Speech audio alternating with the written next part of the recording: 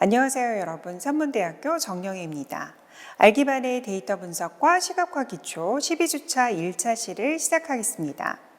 이번 차시 학습 목표는 결측치의 개념을 이해하고 결측치를 효과적으로 처리하기 위한 방법을 살펴봅니다.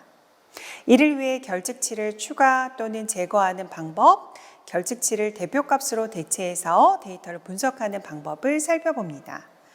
데이터를 분석할 때 사용되는 중요한 부분이므로 수업을 잘 들어주시기 바랍니다. 자, 그럼 수업을 시작하겠습니다.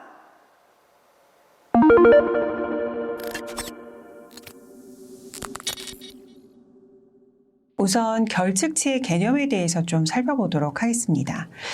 데이터가 이렇게 들어가져 있다라고 했을 때요.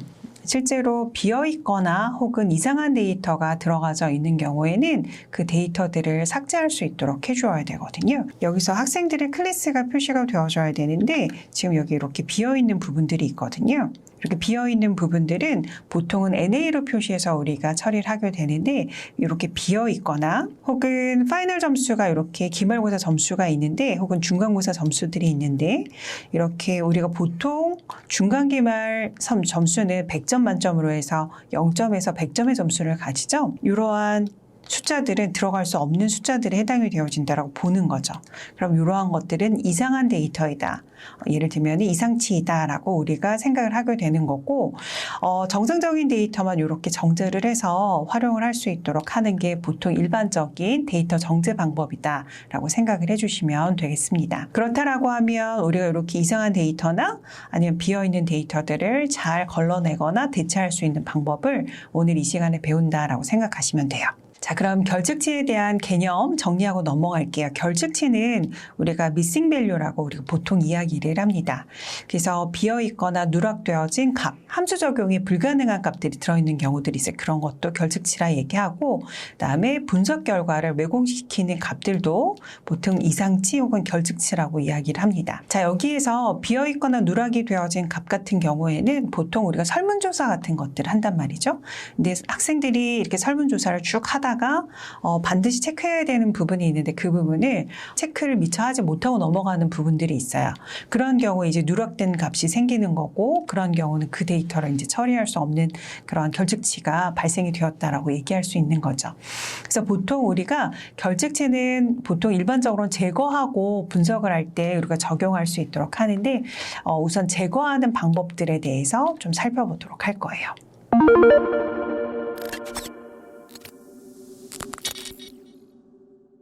가장 처음으로 결측치를 만들어서 넣어보도록 할 거거든요. 그래서 결측치를 우리가 어떻게 표현을 하냐면 NA로 표현한다라고 예전에 말씀을 드렸었어요.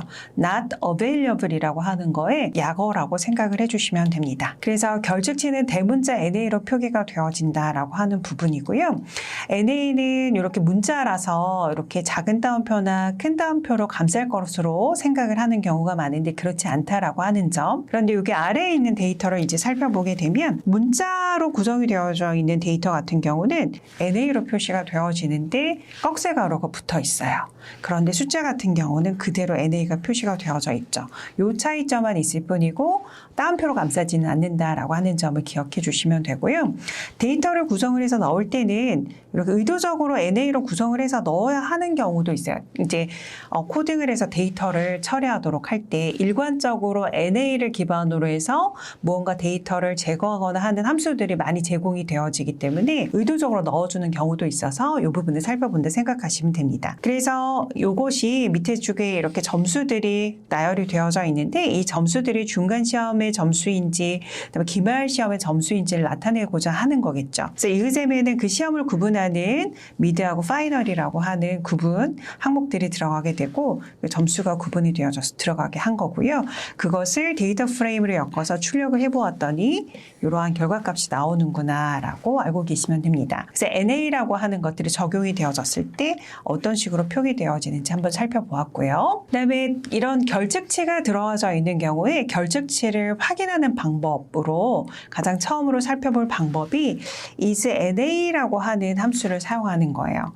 isNa라고 하는 거는 is가 붙어 있는 거 예전에 말씀을 드렸었죠. is is 데이터 프레임 하면 너는 데이터 프레임이니 물어보는 거였었고 데이터 프레임 거기에 들어가져 있는 체크해주는 데이터가 데이터 프레임이면 true였었고 그다음에 예를 들면 다른 데이터형이라고 하면 false의 결과값이 나왔거든요. isNA df를 해주면 앞쪽에서 만들어준 데이터 중에 우리가 이그잼에 NA 데이터를 하나 넣어줬었고 스코어에 NA 데이터를 2개 넣어줬었거든요. 살펴보면 각각의 데이터에 대해서 NA인지 그렇지 않은지를 확인하는 거예요. 그래서 결국은 true로 표시되어져 있는 게 NA가 있었던 자리구나라고 하는 걸 확인할 수가 있다라고 하는 거죠. 그래서 이제 NA로 데이터 프레임의 데이터가 NA가 들어있니? 라고 물으면 결국 true, false로 결과값이 나오게 되는 거고 true로 표시되어져 있는 위치에 결측치 NA가 있구나 라고 하는 걸 알 수 있습니다. 그렇게 하고 나서 결측치의 빈도수를 우리가 확인할 수도 있는데요. 여기 isNA에다가 데이터를 넣어주고 여기서 true, false 값을 세워주면 사실 결측치가 얼마만큼 나오는지를 알 수 있어요. false의 값이 11개이고 그 다음에 true의 값이 3개예요.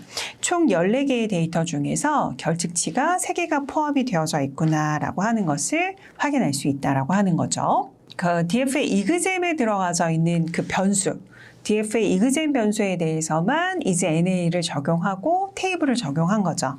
그러면 이그잼이라고 하는 녀석이 가지고 있는 7개의 데이터가 있었는데 그 중에 하나만 NA였었죠. 그래서 하나가 나오고 false가 6개가 나온다. 그래서 정상적인 데이터가 7개 중에 6개구나 라고 하는 거 알 수 있는 거고 그다음에 여기서도 마찬가지로 스코어에 들어가져 있는 데이터들만 확인을 했을 때 스코어에는 2개의 결측치가 있구나 라고 하는 것을 확인할 수 있는 겁니다.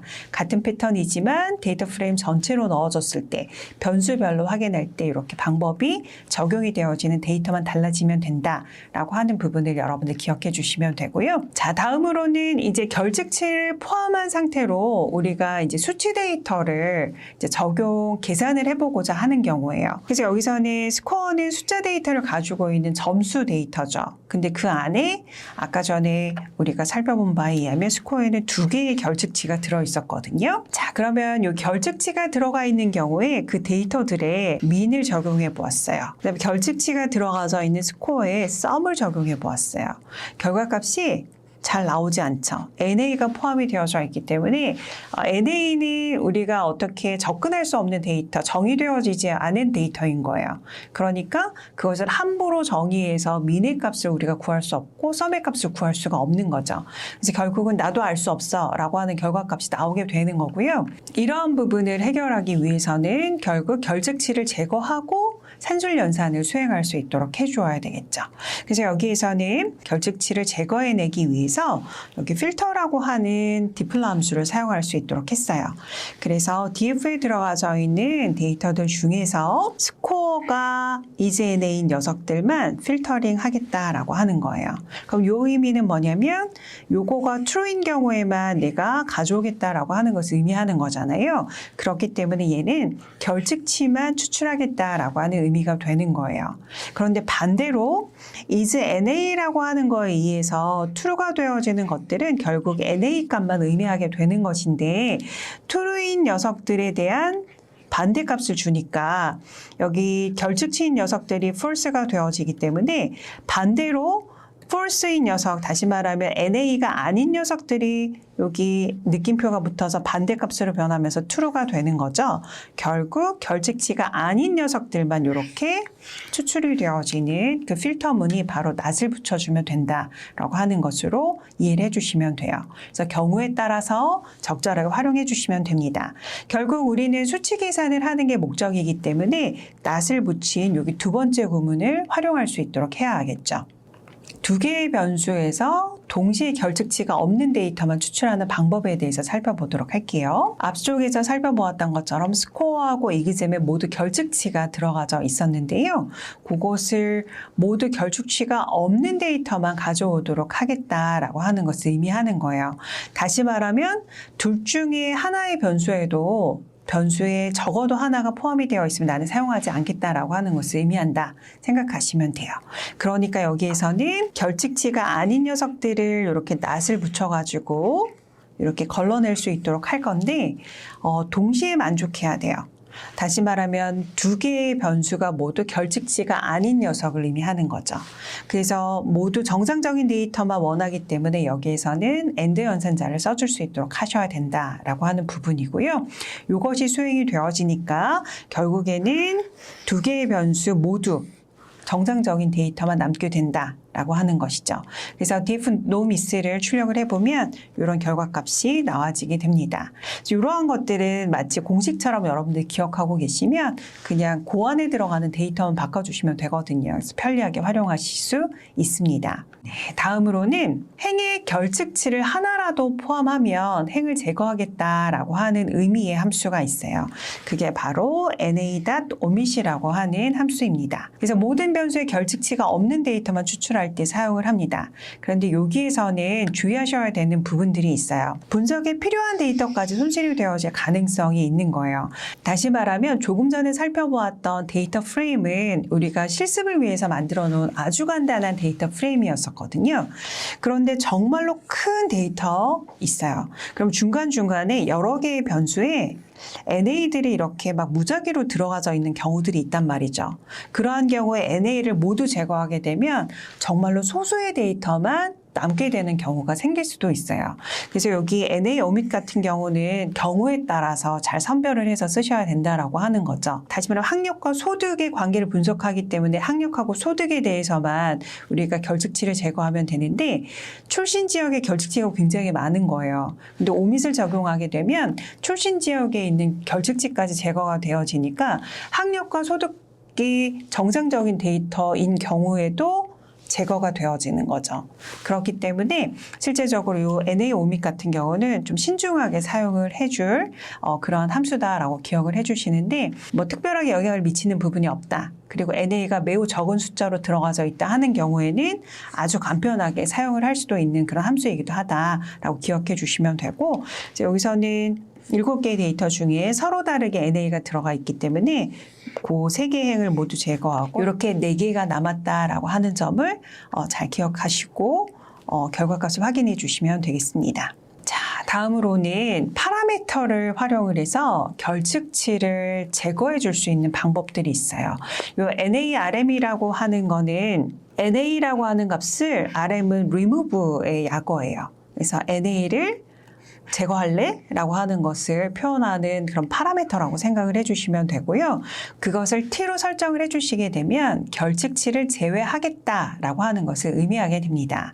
그래서 아까 전에 우리가 결측치가 포함이 되어져 있는 스코어에다가 그냥 min을 적용하게 되면 그냥 결과값이 NA로 출력이 되어졌었거든요. 그런데 여기에다가 추가 파라미터를 추가하는 거예요. 수치 데이터에 대한 산술 연산을 수행하도록 할 때 NARM을 true로 이렇게 활성화를 시켜주게 되면 NA는 요것에 의해서 자연스럽게 제거가 되어지기 때문에 우리가 제거하는 행위를 하지 않는다고 하더라도 이렇게 정상적인 평균의 값을 구할 수 있고 정상적인 합의 값을 구할 수가 있구나라고 하는 거 알 수 있어요. 사실은 요거 굉장히 많이 사용이 되어지거든요. 그러니까 잘 기억을 해주시기 바랍니다. 네, 여기 summarize 함수에서도 우리가 NARM t를 사용을 해서 요약하는 방법을 적용을 할 수가 있어요. 그래서 여기 read.csv하고 test score라고 하는 함수를 가져오도록 할 건데 그 안에 들어가져 있는 데이터들이 이렇게 구성이 되어져 있고요. 여기에 4행하고 그 다음에 9행하고 17행의 미드 부분에다가 NA를 임의로 강제적으로 넣어줄 수 있도록 하는 코드를 이렇게 만들어 둔 거예요. 그래서 여기 안에서 미드에 4번째에 들어가져 있는 값, 그 다음에 7번째에 들어가져 있는 값, 그 다음에 여기 아래에 있는 17번에 들어가 있는 값이 NA로 바뀐 거라고 생각하시면 되겠죠. 임의로 이렇게 결측치를 넣어준 거다라고 생각을 하시면 되고요. 이렇게 되어졌을 때 그 summarize 함수에서 NARM을 T로 했을 때 어떻게 결과값이 나오는지를 이제 차이점을 보겠다라고 하는 거예요. 그래서 여기서 summarize에 여기 min 함수를 적용을 해서 여기 min mid라고 하는 요약값을 우리가 얻고자 하는 것인데 여기 mid라고 하는 것에 아까 우리가 임의로 NA를 3개를 넣어 주었잖아요. 이것도 산술 연산이기 때문에 이렇게 NA라고 하는 결과값이 나오게 됐는데 summarize 안에서 min을 적용하도록 할 때 NA의 RM을 T로 설정을 하였기 때문에 실제적으로 mid 값에 여기 NA가 들어가져 있다고 하더라도 결과값이 이렇게 잘 추출이 되어지는 것을 확인할 수 있었습니다. 자, 그럼 다음으로 넘어가서 또 다른 통계 함수들에 적용한 사례들을 좀 살펴볼게요. 이전에 살펴보았던 것처럼 summarize에는 컴브로 부분에서 여러 개의 통계 함수들을 적용할 수 있었죠. 그래서 여기서도 min과 그 다음에 sum, 그 다음에 median 함수를 각각 적용할 수 있도록 했는데 mid에는 아까 NA라고 하는 값이 3개 들어있었거든요. 그래서 NARM을 모두 T로 설정을 해두고 수행을 했기 때문에 문제없이 이렇게 그 결과값이 잘 나와지게 되었다라고 하는 것을 확인해 보는 사례입니다. 적절하게 활용해 주시면 되겠습니다. 그 다음으로는 결측치를 대체하는 방법들에 대해서 살펴보도록 할 거예요. 전반적으로 예를 들면은 20명의 학생이 있는데 10명의 학생의 데이터가 없는 거예요. 그러면 그것을 다 날리고 하는 경우에 데이터가 너무나 크거나 너무나 낮은 데이터만 남아있다라고 하면 실제적으로 보편적인 데이터의 결과라고 보기가 사실은 쉽지가 않아요. 사실 제가 설명드린 사례도 아주 보편적인 사례는 아니지만 그렇다라고 했을 때 그 NA 값이 특정한 값으로 대체가 되어져서 처리가 되어지게 되면 조금 그러한 그 데이터 손실에 의해서 발생하는 문제점들을 조금 줄일 수가 있다라고 하는 거거든요. 그런데 그렇다라고 하면 이 다른 값을 우리가 어떠한 것으로 대체해서 넣을 것이냐라고 하는 부분에 대한 고민이 조금 있겠죠. 그래서 우리가 보통은 수치 데이터 같은 경우에는 평균을 가장 대표적인 대체값으로 생각을 해요. 자, 임퓨테이션을 수행하도록 할 때 여기 평균값을 쓰거나 혹은 평균값이랑 사실 중앙값이 좀 차이가 있는 데이터 셋이 있고 그렇지 않은 데이터 셋도 있는데 경우에 따라서는 뭐 중앙값을 우리가 사용을 하기도 해요. 그래서 수치 데이터 같은 경우는 그러한 대표값들을 사용하시는 게 일반적이고요.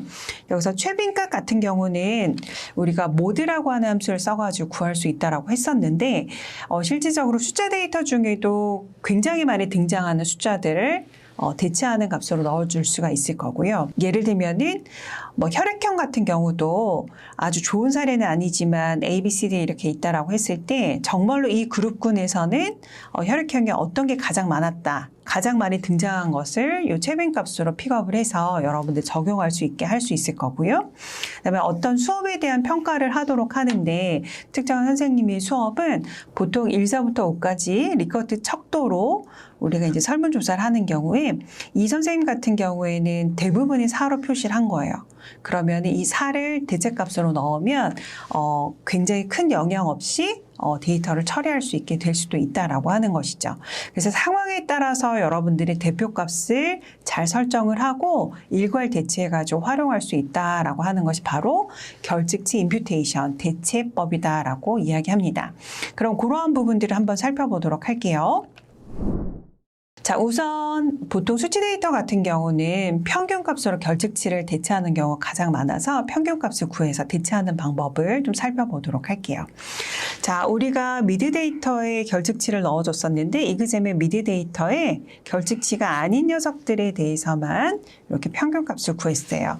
약 75.8 정도의 데이터가 되거든요. 그래서 이걸 이제 반올림을 해서 76이라고 평균값을 우리가 생각을 하고 이 평균값 76을 가지고 NA의 값을 대체하는 방법인 거죠. 그래서 if else를 써가지고 우리가 대체를 해주도록 할 거예요. 여기 이제 NA가 적용이 되어졌을 때 true인, 다시 말하면 결측치인 경우에는 대체값으로 사용이 되어지는 여기 평균값으로 값이 들어가게 되는 것이고 그렇지 않은 경우, 결측치가 않은 경우에는 현재 본인의 값을 써라, 자기 값을 써라 라고 하는 의미의 if else문이 되겠습니다. 그렇기 때문에 결국 이 구문을 수행하게 되면 미드에 들어가져 있는 NA 값은 모두 76으로 대체가 되어서 들어가게 될 거예요. 그렇게 하고 나서 우리 테이블에서 요거 이렇게 적어보면은 여기 풀셋 값이 20이 나왔기 때문에 결국에 NA라고 하는 값이 76으로 잘 대체가 되었구나라고 하는 걸 확인할 수 있습니다.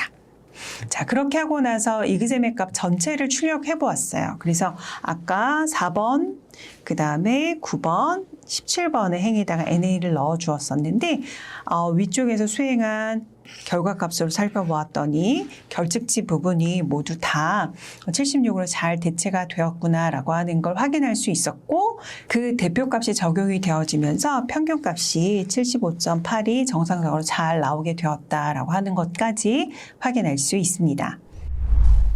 이번 차시에서 여러분은 결측치의 개념과 결측치 NA를 만드는 방법, 대표값인 평균이나 중앙값 등으로 일괄 대체하거나 통계분석 기법을 적용하고 예측값을 추정하여 대체하는 결측치 대체법을 배웠습니다. 대부분의 데이터는 결측치를 가진 경우가 많습니다. 따라서 오늘 배운 내용을 익숙하게 익혀서 데이터 분석에 적절히 활용할 수 있도록 준비해 주시기 바랍니다. 수고 많았습니다.